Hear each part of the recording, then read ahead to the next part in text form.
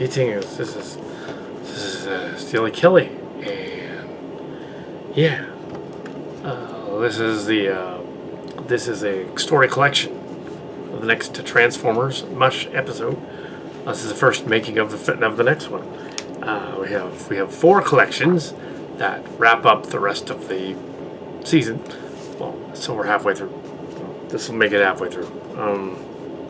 This includes Paper Flowers. It's the last one. There are a bunch of short stories all connected together. I don't need to read them all off, but 3 or 4 different people produced them and wrote them. Let's see, what do we got here? We got. I guess I'll quickly go over them. Don Ferguson's Endings and Beginnings. Robert Young's Fires of the Soul. Susan Ferre's Mind Games. And this one, Paper Flowers. T.L. Arena's favorite Paper Flowers. That's all I got. That's pretty much all I'm going to tell you about this making up thing. Yeah, so these are all roughly the length of short story episodes. All 4 together kind of have a theme. They all kind of have a theme. This one is the least ensemble oriented. It has all the pieces coming together, but not ensemble oriented. It has the catchiest start. Not sure what this episode will be called, but then again, we didn't know what Beasties Reunion was going to be called until the last minute. So yeah. Although Fires of the Soul is a good title. But maybe it'll be that one. I don't know. But yeah, let's see. Something like that. It ends, it's roughly a week in the Transformers universe, ending with Valentine's Day. 2021, I guess, in this version. So, well, allegedly. But it's early January now, but of course production of these stories is a month behind. A month ahead in this version, because last season we started in March and said it was earlier, all the way through Corrosion of War until they got to the end of Corrosion of War, and then it was suddenly April, because it was like weeks and weeks and weeks passing. This one, kind of the same thing happened. The first episode is roughly December 31st, January 1st and 2nd. The second Beast Wars one was about a week later, the 7th, 8th. The third one was closer to the 28th, 29th. So it's about a month after they saw the movie in the story, which tied into it. It wasn't just riffing on a movie. They just wanted to tie it in. So it's in there. It's supposed to be something they realize is a red herring. The real story is the 2 Vok aliens that were plotting against them. I just watched the 1 hour thing. It totally makes sense. You can see where the third story breaks in, where the Voks up here. But yeah, and interestingly enough, these Trans Tech short 1 hour fan films, we've got up to about 21 of them so far. Yeah, they all have a 3-act play format similar to the Marvel movies. They go, and that makes sense. It was a Marvel comic. It was Transformers, more so than DC. Transformers and Hasbro. Also, this is not Hasbro. It's not official. It's fan film. It's not paid for. All these writers that are in this, we don't know. They are. We did a Jung story last season. We can do another one. There's a few of those in here. There's a few Jung's ones. I think there's a Powers one in there too somewhere. So, yeah. Yeah. These are all gonna be. Yeah. Probably the 4 episodes will probably be completed by February 13th, February 14th. But this one is going to be set during that, even though now is January 3rd, the 3rd, and yeah, January 3rd, 2021. Well, so we're jumping ahead a little bit in terms of we're not jumping ahead where the story takes place a little bit later, because it's interested in carrying the story along. The story carries itself along. Yeah, so that's it. We don't want to rush on too far ahead because it's its own thing. We don't want to have just endless video of us rambling, talking head floating in the air. There are 3 other stories over there on the bed. But yeah, these take about a week to film and 2 days to put together, 2 or 3 days to put together. And we have a quicker way of halfway between the audio file recording and halfway between the other file recording to do the thing. The audio file thing wasted too much space, so we said, like, okay, the individual file pieces for each 20-minute episode, put them all together as a block so that you don't burn out Photoshop. Then put all the blocks together, then edit the blocks, chop them up, and put the special effects in fast. That works quicker. Yeah, but it does not skimp on story content. However, we have used an awful lot of stock footage from that one Beast Wars story. I'll probably have to get a few more stock pages from somewhere else, just because it's getting a little samey. So you might want to get some new stock footage for the 4-part thing. Freeware, of course. Yeah, that's it. Just a quick FYI on the filming tomorrow on episode. This took like an hour, or more than an hour, to watch the video on how to transform Devastator here, because we forgot. And yeah, they were half mistransformed and everything. Yeah, he's going to be in one of the episodes, probably the next one somewhere, as Devastator. Yeah, after yeah, this guy is not pleasant to transform. Yeah, not as bad as Fire Optimus Prime and Magnus from Car Robot, or Robots in Disguise from 2001. That is freaking impossible. This guy is similar to a little bit like Tigerhawk, who was really hard to transform to. But yeah, but halfway between Tigerhawk and probably Jet Optimus from Michael Bay, which I really don't want to transform that guy either. Oh my goodness. Yeah, but not nearly as bad as another one. And thanks to MGO the Freaking Geek, MGO website still has up their video on how to transform Combiner War Devastator. Yeah, there it is. Yeah, it's in the background there. The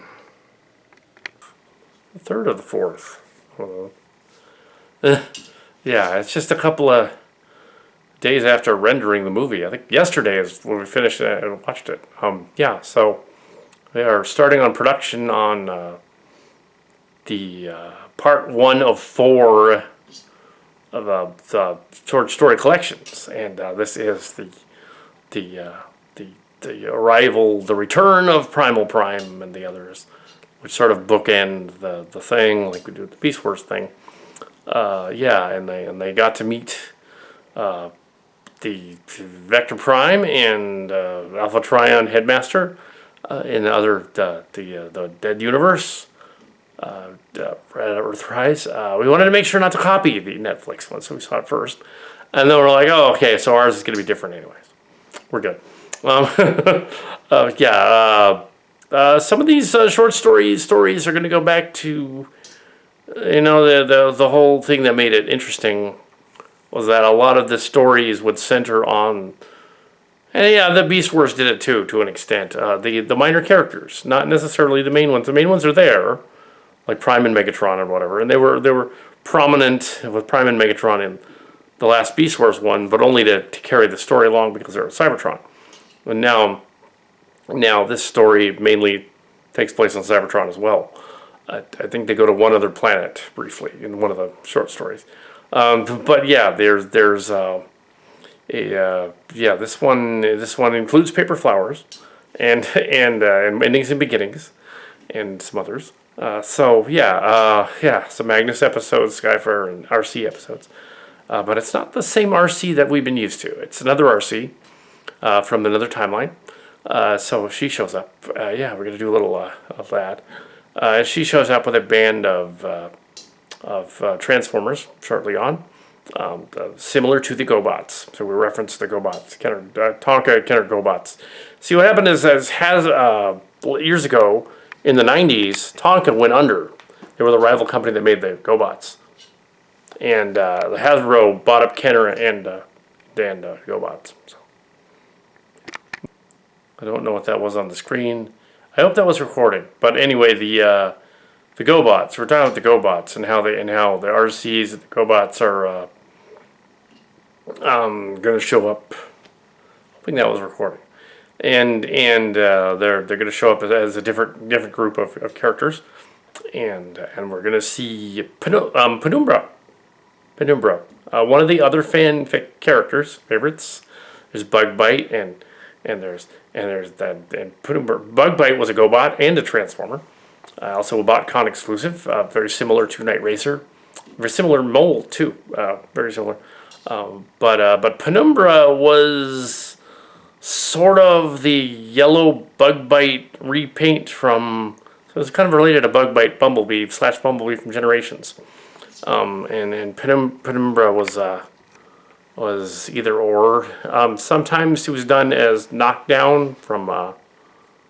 So there was like a knockdown from the other series. They made him a Decepticon, or her a Decepticon. But she wasn't really meant to be that character. She just kind of looked like her in the alternate version. So there's an earlier version where she's yellow and black. That was a version that we're familiar with BotCon and the IDW. But then they made a later IDW one where they made her red and black and made her more like a sleek race car kind of thing. More like a Formula One or maybe a spaceship or something. More so than just a little coupe car. I think she always should have been kind of a coupe car. She's kind of a bumblebee.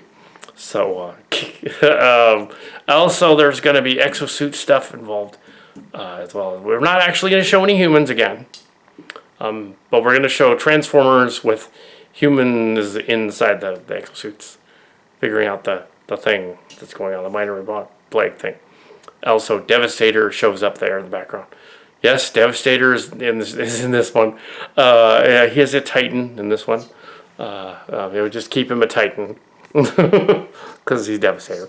He's a Decepticon, but in this particular meeting instance that they encounter, he is going to destroy them, probably because he feels it isn't necessary, because they're smaller than him, and what would they do just to kill him off? He's just, I don't want to kill you.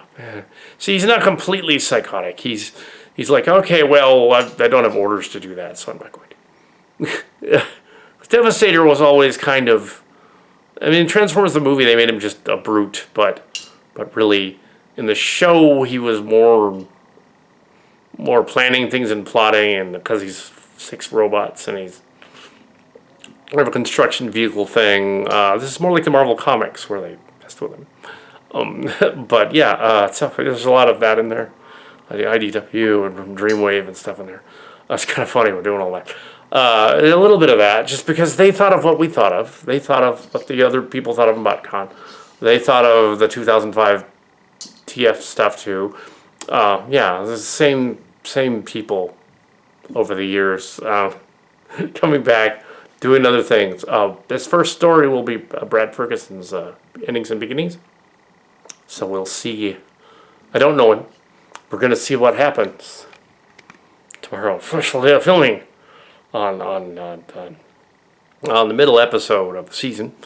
We did 3 episodes for last month, and set them a month ahead, basically. So now this story, even though it's supposed to be, it is January, it's going to be like February in the story, just to set it a little bit further on, because we wanted to put a little further on, just to make things not line up specifically with other time periods and whatnot. And then this is the Scythe of Destiny, the Scythe of Destiny. That's I'll show you the Scythe of Destiny. We found him. Well, we found the robot. We got a lot of these other guys on the floor here. Here's a brief shot of different factions from the war here.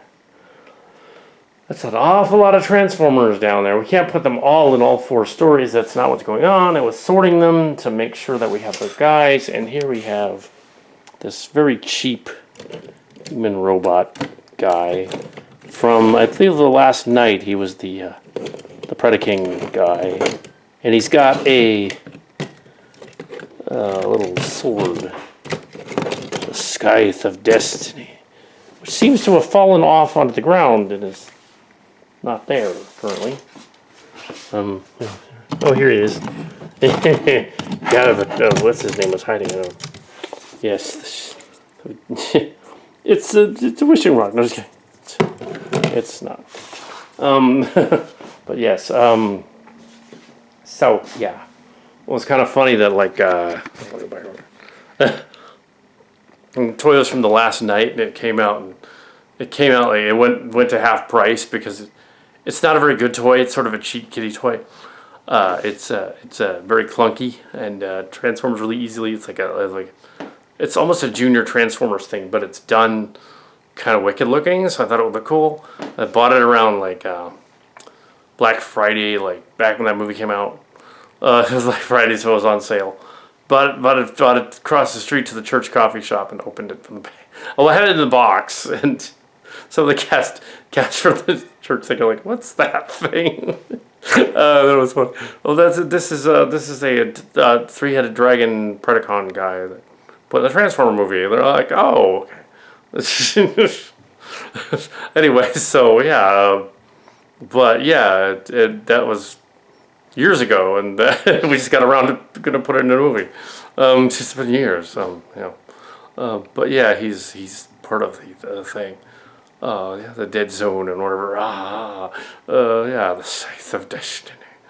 That's not the MacGuffin device, though. The MacGuffin device is something else. Also, we have to find Starscream's cannon and couldn't find it. Looked everywhere, the other cannon. So we just gave him a bunch of new guns. So he'll be showing up later. Yeah, so there's this sort of like Generation Scorned a little bit. You know, they got that vibe going on again. Got that underground vibe going on again. A lot of their cool stuff. So can't include everybody. We can have some minor characters doing stuff because the main ones are attacked by the space plague. So yeah, so what would the other ones do to help? You know, GoBots and stuff. Anyway, so whatever, the space plague. Anyway, so yeah, behind the scenes, here's the set. If you want to see the set, yeah. You usually see the set. There's the set. This is the table set. And here it goes from either side. It's twice the size of the bed set from the Trojan War Without End. It's twice that size. A little over. It's longer. It's not deeper, it's longer. So, it's longer. Wide angle. Anyway, so we put Devastator together last night. It was funny. We went to the premiere transformation site with one of them. MGO 316, the freaking geek himself, who helped transform Devastator. Well, he didn't in person. I watched the video. Copied him. And what's funny is he tried to transform that car robot Magnus and Prime thing, and he couldn't do it. Also, yeah, it was funny. Oh God, no! But yes, yeah. So, yeah, here's Primal Prime. Yeah, their scales are weird, but I think it's all right. I mean, technically, like, what's weird is like Rat Trap is supposed to be a rat, and that's supposed to be a pteranodon. Which is not a dinosaur, it's a pteranodon. Yes, it's a flying dinosaur. So we have a cliff jumper. Should not be smaller than Rat Trap. Just thought I'd point that out. This guy should be twice as big as Rat Trap. Because he's like an F-21 or something, F-22. Primal Prime should be smaller than Dragon Prime. Dragon Prime should tower over him. Should be just a little smaller. Dragon Megatron is about the right size.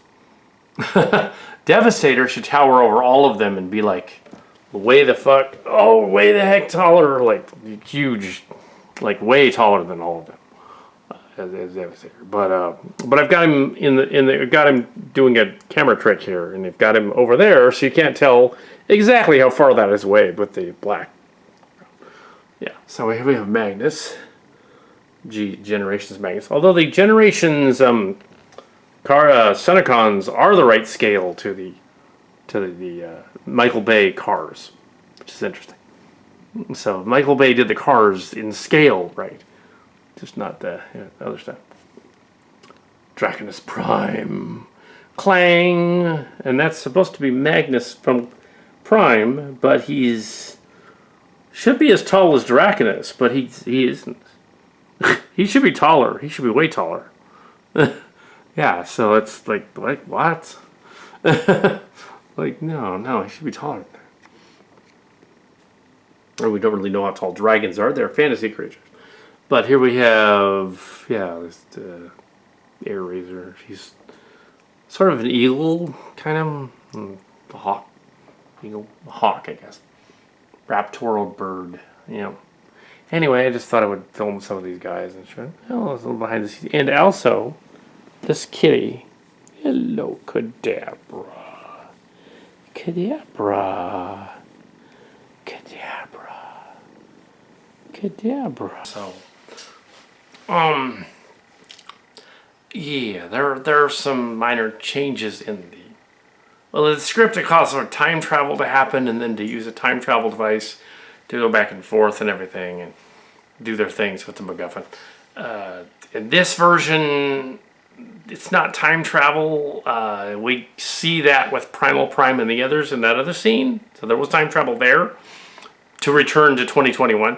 But this story doesn't use time travel. They're using sort of space bridge technology. And I decided to tweak that a little bit. So they're using what amounts to technology we've already been introduced to in previous episodes. Displacer cloaks and shadows and things like that. So they're using the displacer cloaks to cloak themselves. But they're calling it shadow. She's got a shadow force. A penumbra is a male. Is a guy. And none of the other ones really quite sound like, we either have one or two different voices going on, and with that, it's 8 o'clock. We started real late, so I just did this one scene that was sort of like doing the teaser again, even though it isn't really. It's actually starting into the story.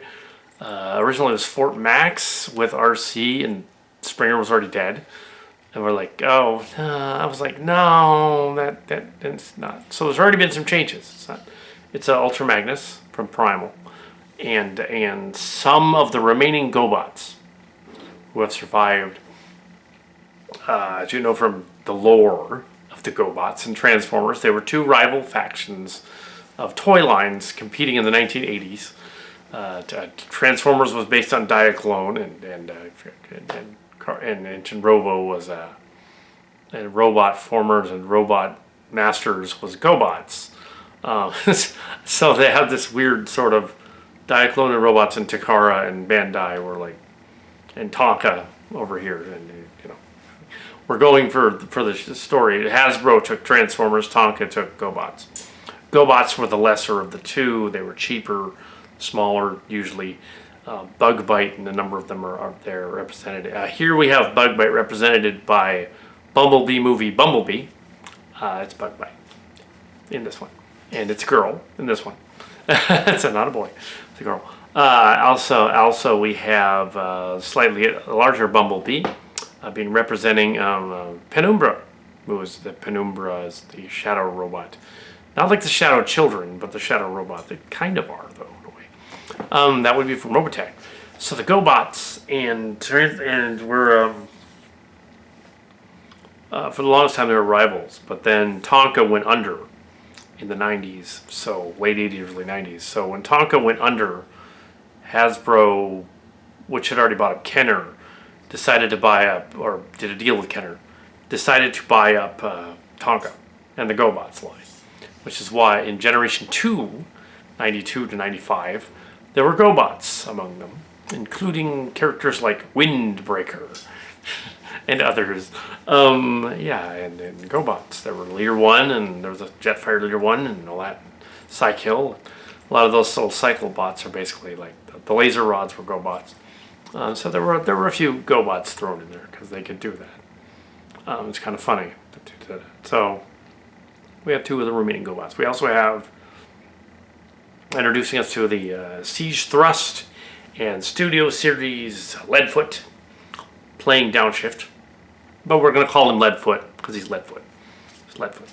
So yeah, from the Michael Bay verse, from the one movie we almost had something to do with. Yeah, Dark of the Moon. But yes, yeah,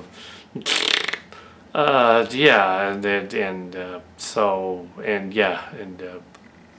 last night, not last night, no, it was on Extinction, Age of Extinction, Dinobots. We have one of them over here in the crowd, one of the Age of Extinction guys. We also have, we were involved in Bumblebee, should have been though. Very cool, very cool. So yeah, this is Brad Ferguson's story. It's sort of a time travel-y weird thing. Best to just set this short story, though it's 35 pages roughly, in the same continuity just to keep things in order. These are sort of like rebel mini-bots. They're going on a quest to find Icon. There's your story. There's your hook. Cool. Great. Cool. Do that. Don't worry about the outcome. Just do it. Put the story together with the characters behaving as they would normally behave in the other stories. Have them together. The reddish RC is also from, I believe, Dark of the Moon 2, or maybe one of the other ones. But she's done up like one of the Prime guys, but she isn't. Yeah, there's some clever oddities in there. Not sure if everybody's in line. And Ultra Magnus having one of his stacks bent slightly to the left is kind of funny. It's on purpose. So we have some of the characters from last episode that are hanging around with them. No explanation; they're just there. Melee is there, and off to the side is Nightbird. Just there. And this is cool about some of these fanfic stories is you can put anybody you want with them if you like their particular models. The Decepticons in this are the ones through the whole act as well, because they're the ones doing something. The Beast Wars ones didn't have as many Decepticons because we wanted to concentrate on the Beasties. And there's an awful lot of toys to cram into 4 storybook movie things. But we're not cramming all of them in there. And mainly this episode is an RC and Magnus episode. Followed by a Magnus episode, so it's kind of related. Followed by another Magnus Jetfire episode, I think it was. Not another one. We haven't had... Skyfire hasn't shown up yet, but he will. So... changes could happen from the story, from the script. Not following to the letter. Sort of doing our own thing. And that's fine. But I thought to go in and do a making of here to explain why it's a little different than the story, even though you probably don't need to know that. I don't think this person is related to the Ferguson from Beast Machines, Beast Wars. I think it's somebody else. It's just a coincidence. Maybe car robot. Yeah. There's a lot of similar names out there. Oh yeah, and incidentally, the guy that was masquerading as DeSantios got caught. Primal Prime apparently asked him, "Are you actually that guy?" Because somebody said you weren't, and he's like, "No, I'm not." Dope. It was a fan that, yeah. We never said that we were involved in making the Netflix show, but we could tell that particular fan wouldn't be interested in going to the Primal Prime website. The real guy would not be doing that. Why would he bother? Be like if he went to my website. Well, it wouldn't be like if he went to my website. That's unfair. My website is not that well trafficked with only thousands of views. This guy has twice that, 3 times that, and subscribers and people commenting in his comments all the time. And he just leaves them in even if they're negative. So yeah, Primal Prime from TF 2005. I don't think he wrote any of these scripts, so yeah, he wouldn't be in there. But but I think Emgo might have inspired some of this in here, so he might have been. Primal Prime. Shardimus Prime inspired some of it too. The other guy from TF boards. Yeah, I haven't heard from him in a while. Shardimus Prime. Also, yeah, there's tformers.com, which is one of the other people. None of these story writers, I don't think that's Powers, is it? Maybe Muff, maybe. Yeah, it's not. I don't think so. Powers might have been featured on Radio Free Cybertron back in the day, which is cool. I know that Corrosion ended up being done a couple of times in some way or another, and that somebody did a shorter version of Corrosion than the Kal Kat. But yeah, under like to make it more like the Powers one. Also, we have. I want to make sure not to copy the Netflix series. Ours is actually, in that case, the Netflix series is kind of a mixed bag, and a lot of the G1 purist fans of the whole thing don't really care for the Netflix series because they're like, well, it's condensing too much in some places and not doing enough in others. It's interesting that More Than Meets the Eye, though, was directly, like, they're just on Earth within like 10 minutes, and then they start with what they're doing 4 million years later. And they just jump into it, whereas the Netflix show doesn't get to Earth until roughly 12 episodes later, because you have 6 episodes of Siege and 6 episodes of Earthrise, and then they get to Earth. It's like Kingdom. It's going to be the next one. I would imagine they would do a 4th one, I would think, so they could be on Earth and have it be, eons later, on Earth, so they could get their car modes, because otherwise they don't have them they wouldn't have them in Earthrise. From what it looks like Earthrise takes place in prehistoric times. That's what it looks like. I don't know. Other than that, I said, oh yeah, they're together. Is it, how does that work? Oh, just have to wait. 6 months. Anyway, ours will be done by then, so we don't have to worry.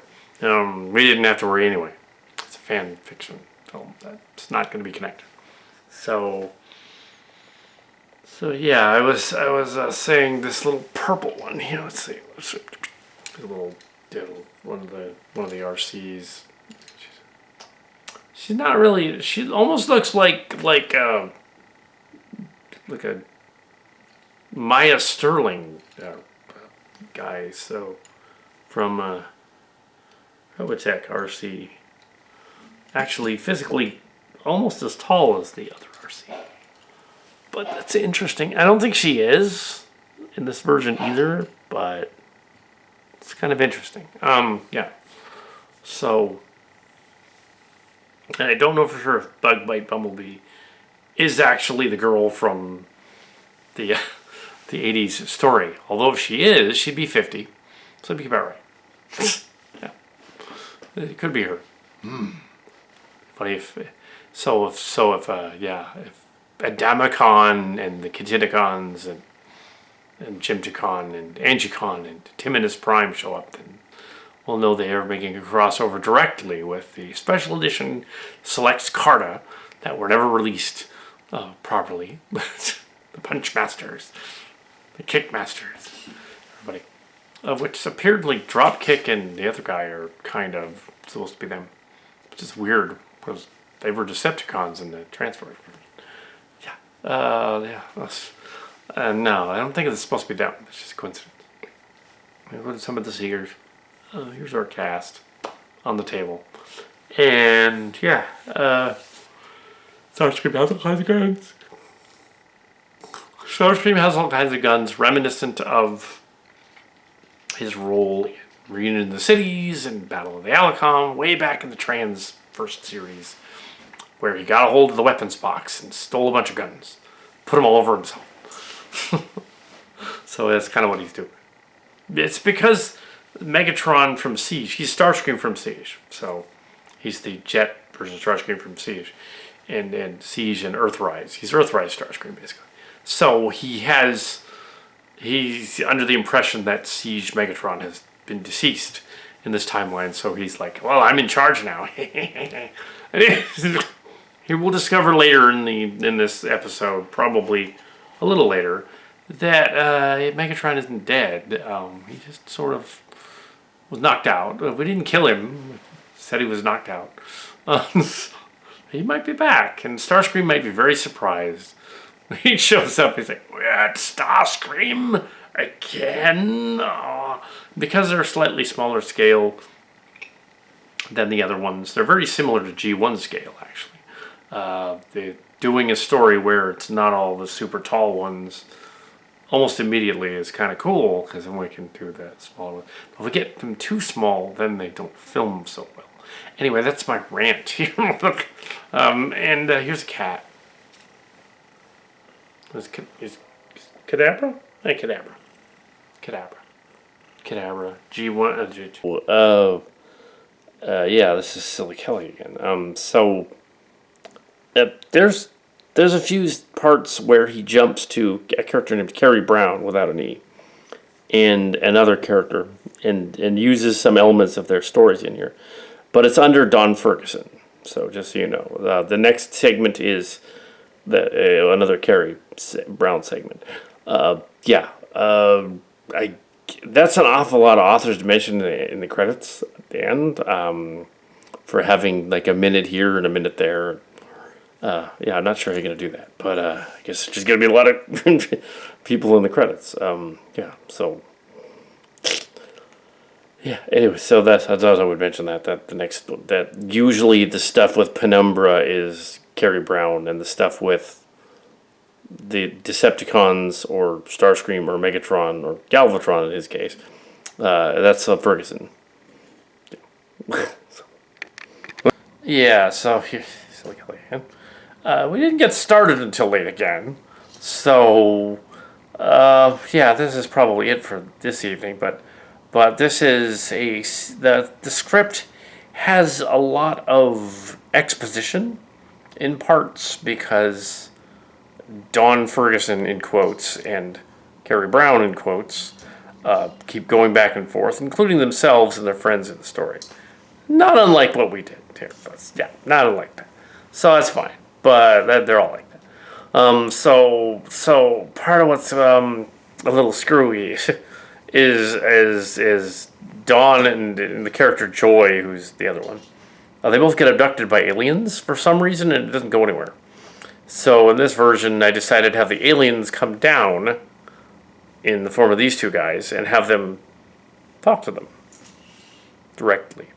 Also, we reveal that the purple RC is actually an exosuit for Maya Sterling, and that Miria from another dimension. She's from the Shadow Chronicles timeline.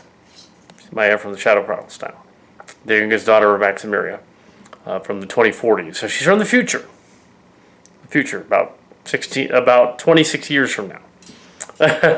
So in her timeline, Maximiria had one kid after the other. She popped out 5, and she was the last one, about 21 in the story of Shadow Chronicles. It doesn't quite match up, but it kind of does. She's either Maya or she's Aurora, I guess. So I made her be the youngest one, be like 20, just be a ace pilot like Dana was. They all like that, for some reason, because Mary Sue. The other robot, including Penumbra there, who was a bumblebee, is not aware that she is a human in an exosuit. He should be, but aware of that. So we're meeting techno-organics and other things. Penumbra is the last of his kind. The others aren't. He just thinks he's among them. They all came down. That's kind of cool. So we have them meeting on this planet. And it sort of connects with that weird creator story that Miria told when she was in disguise as the rebel last season. So now this other character is reiterating sort of a similar story. It's in the script. It's interesting. As a similar backstory. But it's a coincidence. They're not from the same town or something. They're just coincidentally kind of both in the same universe. Also, it's funny that her daughter is actually from the future. Is there? I was like, oh, hello. But yeah. So it's a way to include the humans in the trans tech without actually including humans in trans tech. Put them in an exosuit. Yeah, so that's kind of what's going on. Yeah, so that's it for the evening. This was day 3, I guess. The 6th of January. The story is set about a month from now. In the story, that is. I just thought to show you something I've picked up at the local comic shop. Just recently, another copy of the UK comic book, first edition. What do they call these things? Trade paperback? No. The comic, UK comic. So it has all the wreckers and corrosions and stuff in it. Yeah, so there. Just thought I would mention that there. We have one of those. This is a new one. This is from, well, it's not a new one. It's a IDW reprint. It's a trade. It was about $30. It was at Legends Comics of Great Mall, which just opened. So they now have one in the Great Mall. It's not as big as the one in Eastridge. But yeah, there's no point in making it large inventory. There aren't a lot of people going in the mall during COVID. So yeah, they'll make it larger later.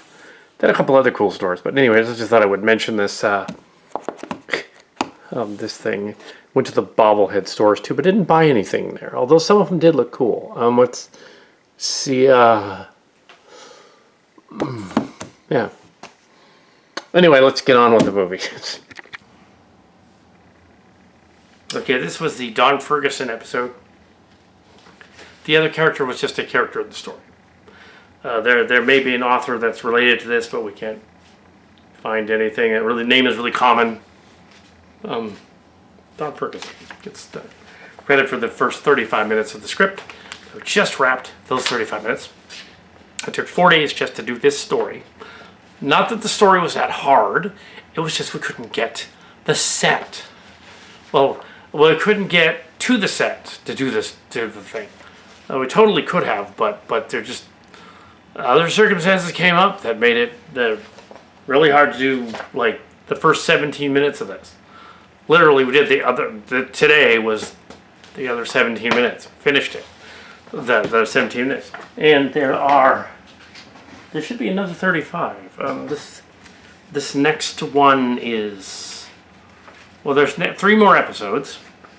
Fire of the Soul, Robert Jung. It's 25 minutes, so it's about the same length as the other one. Then there's Mind Games, Susan Ferry.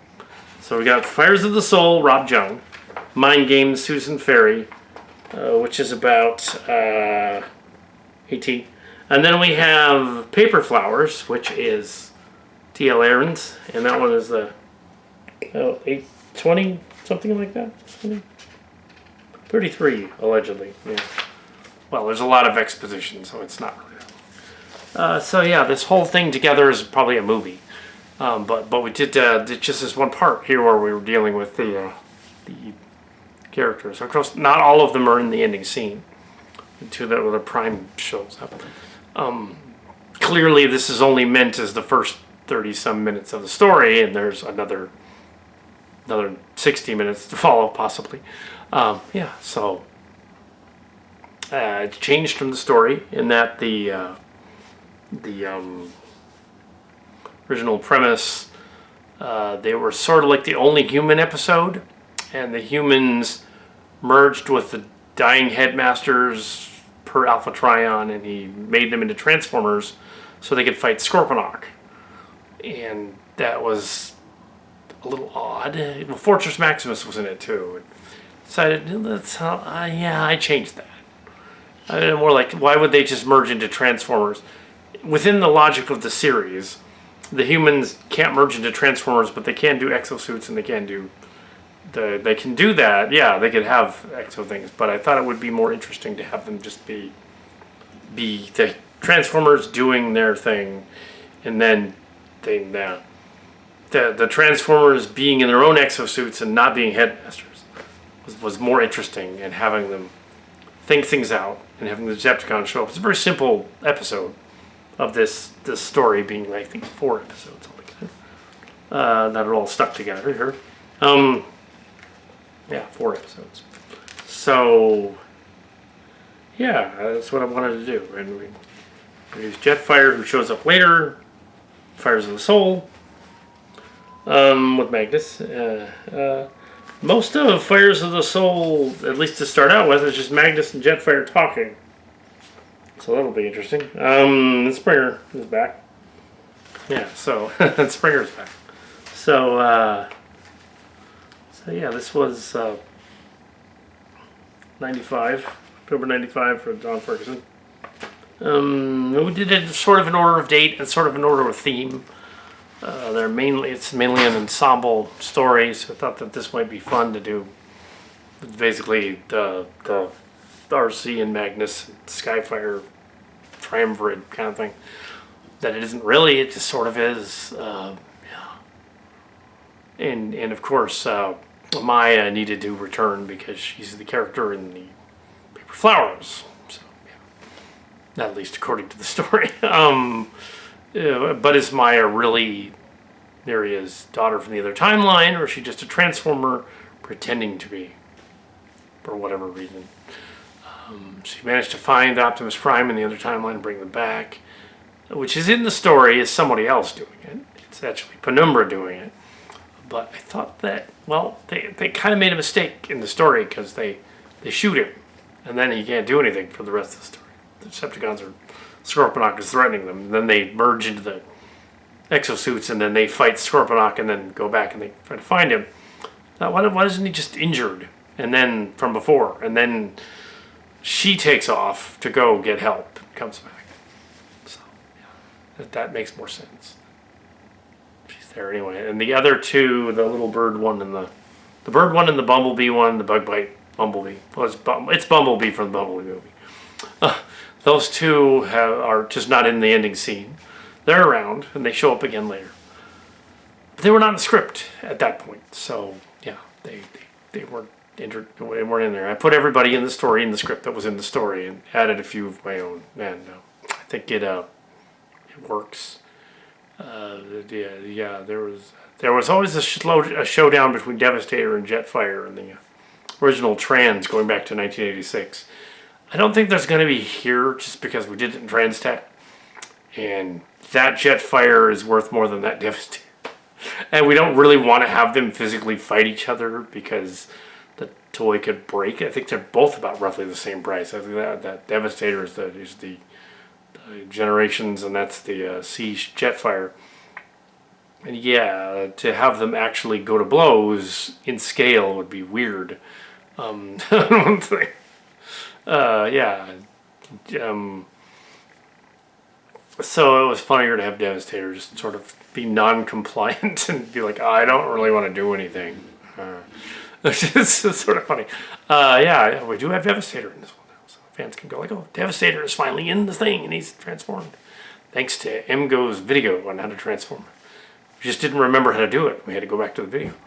So this was only the first part of probably, well, 4 acts, but it'll be 3 of the acts. And yeah, so, and they all have similar themes: Fires of the Soul and the others, the mind games and all that. They have yeah, they all have soul energy and stuff like that, and Zen things and weird stuff, and they all seem to have something like a Scythe of Destiny, so Scythe of Destiny thing. So I just said that's what it is. That's what we're looking for. It's not that it's going to be a monkey's paw wishing stone or something, to be silly. But there was a little foreshadowing, because it's a little, kind of a little bit. Except that, yeah, it's probably more like a device that calls forth a Robeast monster type of thing. Robeast from Voltron, or a Power Rangers a beast, or something like that. That's all it is. But we'll see. Yeah, they had a lot of female Autobots in this one and everything, just to upset Apple Cart. Have it be like, oh, what are you gonna have? It's gonna be all Mary Sue's and stuff everywhere, and there's a kid bot in it. And there's a Kendra in it. Brendan Cult Movies reviews. He says there's either a Kenny or a Kendra in a Godzilla movie, or in a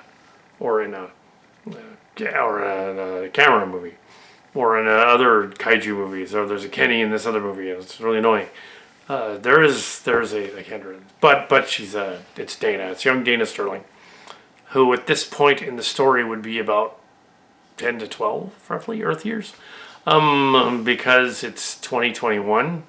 And it's a year before the wedding of Hunter and Lisa Hayes and Admiral Hunter, and the year before the Sentinels is launched in the Robotech timeline, if that actually happens.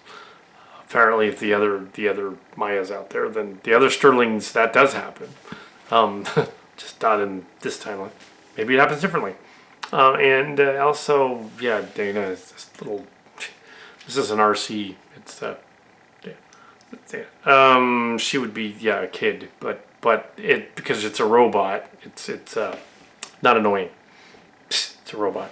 Yeah. The funny thing is that I just sat it up just now, and it wasn't doing that. I kept falling over all the other times, but then we just set it up when it's off camera. Nobody saw it. So, but yeah, yeah. So it's meant to be in there, and Miri is kind of strange to have let her daughter go running around on Cybertron, but then again, she's Miri Sterling. Yeah. It's a little odd, but sure. But she was with the Autobots, so it's fine. Yeah, we're not endangering kid robots, so yeah. Also, it's still COPRA compliant. There aren't actually any child actors anywhere on set. It's not that at all. We're doing the voices here. It's not. It's an adult doing the voice. Yeah. So anyway, here's my another RC. Oh. So, there you go. Yeah, that's pretty much it. I was just going over that one segment. Not to mention that finally finished. Oh, yeah, actually. This is Fires of the Soul. This will be another part in the whole epic story. It's Robert Jung. And yeah, so it took until now for people in the park to stop playing music. So so let's just begin filming, and this was making of, and there's not much to it except for the making of part of it. Let's just go. Silly Kelly here. This was a shoot of a 25-page script in one day on Sunday. Yeah, we got it all. We got one episode in the can on this camera. It's a little shorter than the other one, so yeah, it's all in the can. Yeah, so I'll finish that up. It's called Fire of the Soul, Robert A. Jung. He's done some other episodes for us, so, well, not for us, but for the Bush. So yeah, we got a little short story of his in here. It's one of the short stories in this collection. I think we have a couple of other stories later too. These are by genre. And that's pretty much it for the evening. And yeah, I've got nothing really extra. It's straight up Jetfire gets captured, Jetfire gets rescued. Jessica rescues himself. It was also cool that the that his hands do open up because the toy is the Siege one. The hands open up because there was a scene with that in there. And he does something with the converter. Of course, they're the siege formers. So the dialogue between Starscream and Jetfire, it was supposed to be G1 in the 90s, right? G2 in the 90s. So they would have been, that would have been different. So they do address that. They say, well, we're really the siege ones. We're just reliving events from the other ones that we've been told. So that's basically what's going on. And also they kind of clarified the dimensional shift transporter thing or shadow thing by saying that most of the time it's just smoke and mirrors, so to speak. The shadow thing is just them putting up a force field that makes them invisible and then walking out of the room. So they're not actually beaming away. They're just, I put up a wall so you can't see me disappear behind the wall and then escape. Of which Jetfire, who is intelligent, uses that to his advantage. And I know there's some fans out there. They're all like, when are you going to do a Jetfire and Starscream meetup thing? Because Jetfire and Starscream. Well, we didn't want to give it away because this is it. There was a scene where they met up, so we did that. So there was one, we just had to get to it first. And of course, yeah, the reason the Jetfire toy is not moving much is because we don't want to move him much. Because, really a museum piece. He's not a toy. He's a collector toy. And I'm thinking if we play with him too roughly, something might happen. But it's really a museum piece. But so we're very careful with him, Jetfire. So that's all for tonight. Mind games. Yes, okay. Mind Games is a short episode. It's not that long. It's mainly exposition about different characters. Susan Furry introduces the story. We already have them as other people, so why not just say it's them, the ones we're familiar with? It's a little better. Mini Thrust and Slipstream will be the female sisters, since they look a little bit alike. So there's stuff like that. They're not sisters though, because technically they're sort of fraternal twins. One's a male, and the other one is questionable. Could be trans. They're all technically trans, but yeah. But yes, so gonna start filming because that's what's going on. The first 2 pages of this were just explanation as to who the characters are. She didn't need to do that. She just jumped into it. So a little bit of this is going to seem a little surreal because it's improvised a little to make the characters connect in the story. Otherwise they don't. So, and then we jump onto page 2, which I believe is a dialogue involving Megatron and some other people. So, let's go. That was Susan Ferre's little Wizard of Oz parody. There it was. There it is. It was 18 pages filmed, and that's about 14 minutes, probably. It's not very long. The next episode is almost as long as the first one. However, it too is double-spaced, and maybe fairly easy to start on, at least tonight. I don't know if we'll finish it. Jump right into the next one, which is the one that appeared in Transtech magazine, Paper Flowers. That's the next one. Paper Flowers. That is by A.T. Ellerins. That's the next one. Right into the next one. So I wonder if we should just transition this making of to the next one. Yeah, it would. It's going to be in the same video anyway. So this next one is Paper Flowers. So the next one will be T.L. Aaron's Paper Flowers. It was in Transtech magazine. It's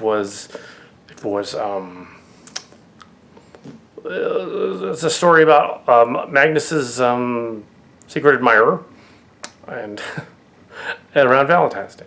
It's also other things, and it has some of the elements of the other stories, which is why it's all synergy. It all kind of comes together. and thought that this would be an excellent ending to this particular 3 to 4 act episode for this particular episode, which will bring us to the middle of the season, because this season is only 7 episodes long. We have not found an 8th to keep it going, but if we did, we should know by the end. But no, we haven't. So here's this one. So there's this one, and then there's 3 more episodes way after that. But let's go on to this one, T.L. Aaron's, beginning right off after the other one left off. Oh, yeah, okay. So, let's go a little... White balance is all screwed up. Okay, so, it's 8:20. We're going to end for the night. But we did do a lot of filming. We did do all of the previous episode. We did all of Mind Games. And we did about 11 pages of the other one here. About 10 pages, roughly, of the other one. Some of the dialogue in the T.L. Aaron script, it has a cheesy, bumbling, sort of blonde character named Trixie running around in it, who, typical 80s fashion, or 90s, 80s or 90s, acts dippy. That doesn't need to be in there. So I made her the bird lady instead. She's a bird lady. She's blonde, but bird lady. But she's not dippy. Also, the ambassador, I made the ambassador, Sharkticon Megatron, comes in. Which I thought would be funny. But yeah, I made that somebody else, and I took out the fat joke, and I replaced it with, because that's kind of messed up, I replaced, of course he was making fun of the fat joke, but the way that he did it, it didn't work. So that was changed in the script. It's not the same. If you remember it from the Trans-Tech period, it was in there. But now it's changed. In this version, they just say that the humans occupied the room he wants to have his quarters in, and so he's all, "Oh, you human lover!" So he's being prejudiced to the other robot, which is better than just a lame joke. Yeah, some of the humor is a little odd. Also, I condensed the 2 scenes that were connected involving the kid character. It's called Rusty in the script, but here's Dana. And the part where she wakes up and goes out is now combined with the part with the Dinobots, so that it's like she's actually gotten up to go hang out, and she's not supposed to. Earlier instead of later in the script. It actually makes sense for that to happen earlier. All the events of this story are supposedly taking place over 3 days, but I've also condensed that and said, no, Prime and the others are out looking for something. Maybe it's the Scythe of Destiny, maybe not. And they're not going to bars or anything. They just threw that out there in this version, and it is less than a day in the story. It's practically Valentine's Day already in the story, so that's fine. Of course, now actually, really, it's the 11th of January. We're filming this, so it's kind of funny to jump a month ahead. But so this is all I got for tonight. But I decided to end here because it makes sense to end here and then take it up tomorrow. When there was a lot. There's somebody always in the park doing some kind of jazzercise thing before 1 o'clock. Just throws that off every time. There's somebody doing like a video series jazzercise thing out there. They've been doing it for months. Yeah, so that's why we can't do earlier than that. And I can pick up the audio, and I don't want to pick up the audio of the songs and get flagged. So, and other things came up. So, hopefully we can finish the whole this particular story filming tomorrow. With some 20 pages left of this story. There's only 33 pages in the script. There's a lot of exposition stuff, so it's 33 pages, but it's really more like maybe 10 left, 15 left, because there's a lot of them thinking and doing things. Because T.L. Aaron's was either a woman writer who has a lot of thinking, and there's no battle really, no combat, or it's a very, very trans man that wrote this, which is probably either or both together. Don't know. We don't know anything about who wrote Paper Flowers, but we're doing Paper Flowers. Also, there's going to be a hilarious Decepticon anthem. It's the next thing they're gonna. Somebody left a Decepticon anthem on there. I didn't know they had one, but but yeah. So the gag here is that it is the 12th, and we're wrapping up filming of this this episode. With Rusty listening to Dana in this case, listening to Decepticon poetry or Decepticon anthem. It's not really a poem because it's free verse, so it's sort of an anthem instead, sort of a random chant anthem. So we can film that and cut. Just thought I'd point out there that I changed that dialogue from what's in the script because what's in the script was a Jinx joke, and that was stupid. Making of. Alright, so, little bitty making of here. 10 seconds. Alright, going on. I just thought to point out that the cats are always interrupting the stories, so that'd be funny to have this. That was Kadabra doing many of the meows in that scene. That's awesome. Kadabra was actually a voice actor in Transformers, but ironically, it was kind of difficult to get her to do it. But yeah, she did. A lot of the meows there are actually Kadabra, who is a diva, Kitty. And Abra's behind her, but when she meowed, it was kind of like a... There really wasn't much to it, but Kadabra, she was belting them out. She was really enjoying this kitty like meow meow scene. Which I knew she would, because when we went over the scene, it was like, oh my god, she's going to love it. Anyway, so yeah... Silly Kelly here. So we just completed photography on episode 1 of 4. So there's 4 episodes of this. Silly Kelly directed it. This one is Paper Flowers. That's the 4th one. 4 episodes of together in the saga here. Tired of the Soul. Endings and Beginnings, Fires of the Soul, Mind Games, and this one, Paper Flowers. This is the one that was in Transect Magazine, 2004. And I threw in the ending that I liberally borrowed from one of my short stories. Threw that in there. Because it doesn't end with the Decepticons, otherwise it makes sense. Put in the twist. It's not really a twist, though, because you kind of see it coming in Mind Games. You kind of know what's going to happen. It's like, okay, yeah. So it's not like a Shyamalan twist where it doesn't make sense. Actually, it does make sense. If you put the pieces together, you're like, oh, okay, yeah, sure. and it just so happened that tonight made it all possible.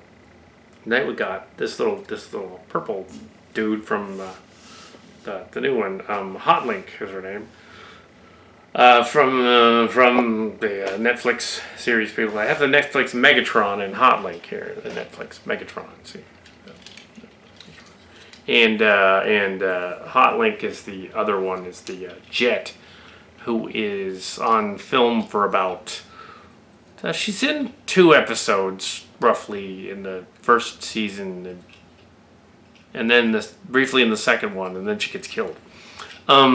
So she's in 2 episodes, but there is a Hot Link. She's a character from. She was more of a hacker robot from G2, I think. So she's from Generation 2. Also reference in the UK comics, of which we have that new book. She came in tonight, so we're like, oh, we got to do the Hot Link scene. That'll be the ending. Makes sense.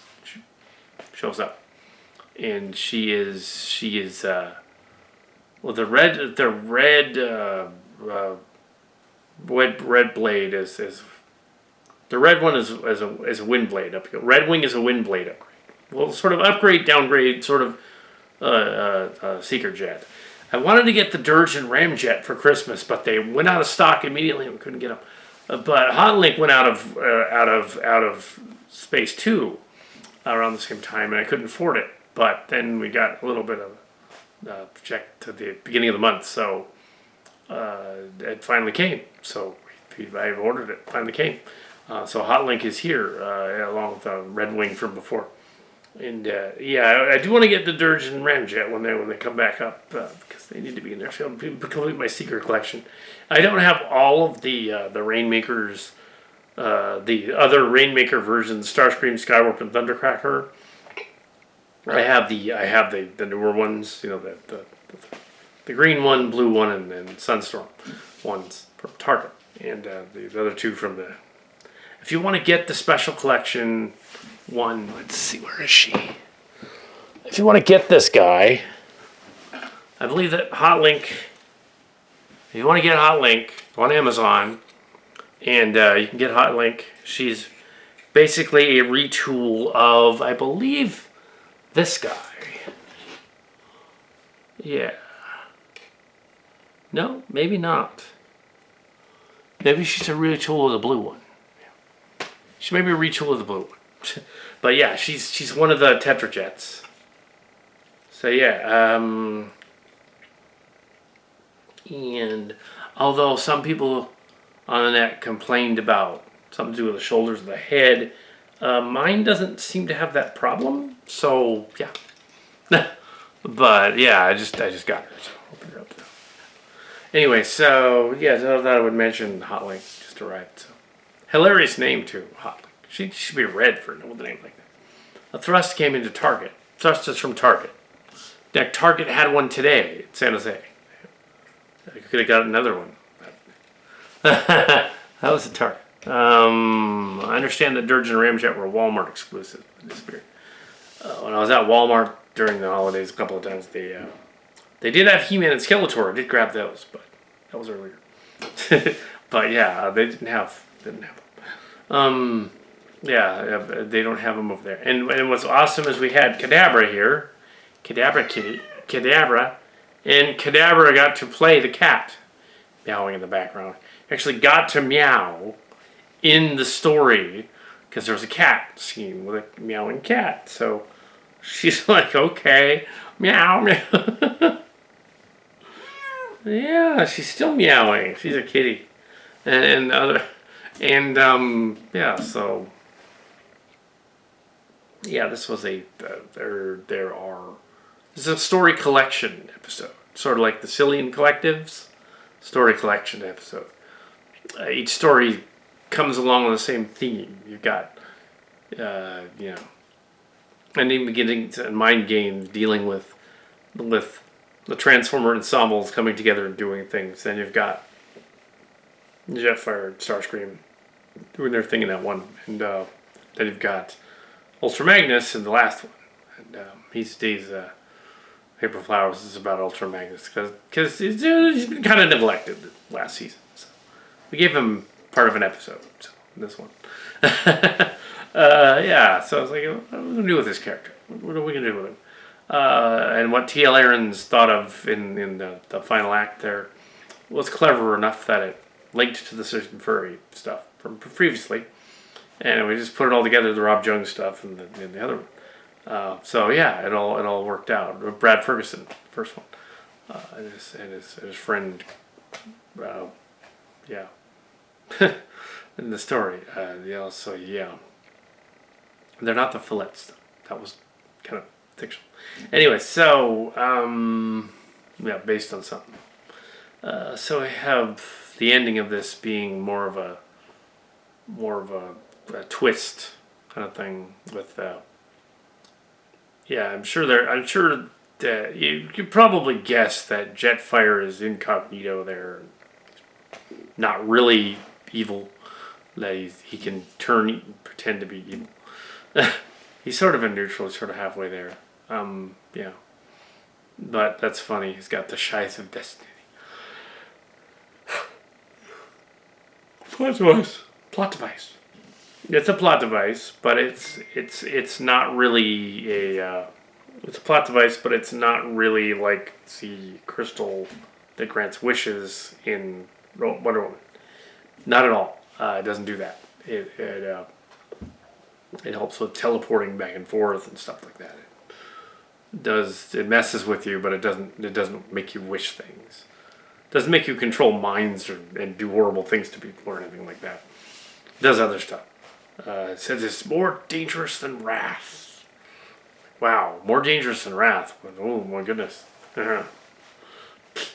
But yeah, got to keep it going for another 3 story collections or another 3 movies. See, another 3 movies. This is the middle. This is an episode that will be out in a couple days here in January, but it takes place exactly a month from now in February, which is what the whole series started a month later than it actually was. It was like January 2021 when we started filming the December episodes, Beast Wars episodes. And yes, the 3 Beast Wars episodes are the holiday special.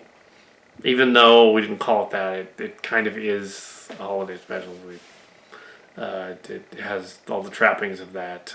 We didn't give a lot to the Beast Wars, but that's fine for now, because these are the new stories that have to deal with other characters. We gave them a cameo. And really didn't have anything extra to add other than the arrival of that guy literally tonight that finished the scene. They're probably asking, so, like, when are you going to get the new Unicron that's coming out? The new Unicron. There's going to be a new Unicron. I was like, we can't afford that guy. We don't have that kind of money here on Location Cats. He's as much money now as the impossible to find first Unicron was decades ago. I remember when they had the Armada Unicron, and he was pricey. He was like $150 back then. And so when he came out, I think it was $99 at Toys R Us is what he was.